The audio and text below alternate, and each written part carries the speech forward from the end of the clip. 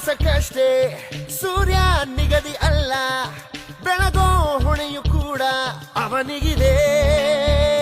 ಜಗದಲ್ಲಿ ಪೆಟ್ಟು ತಿಂದ ಮೇಲೆ ಕಲ್ಲು ಒಂದು ಶಿಲೆಯು ಚಲಿಸೋ ಸಮಯ ಕಲಿಸೋ ಪಾಠವಿದು ಬದುಕಿನಲ್ಲಿ. ಅಲೆಗಳಿಗೆ ಸೋಲು ಮರಳಾಗಬೇಡ, ಬೆಟ್ಟದಂತೆ ನಿಲ್ಲೋ, ತಲೆ ಎತ್ತಿಕೊಂಡು ಭುಜ ತಟ್ಟಿಕೊಂಡು ರಾಜನಂತೆ ಬಾಳೋ. ಜಾಗೋ ಜಾಗೋ ಜಾಗೋ, ಚೂರು ಬದಲಾಗೋ, ಬೇಟೆಯಾಡೋ ಸಿಂಹ.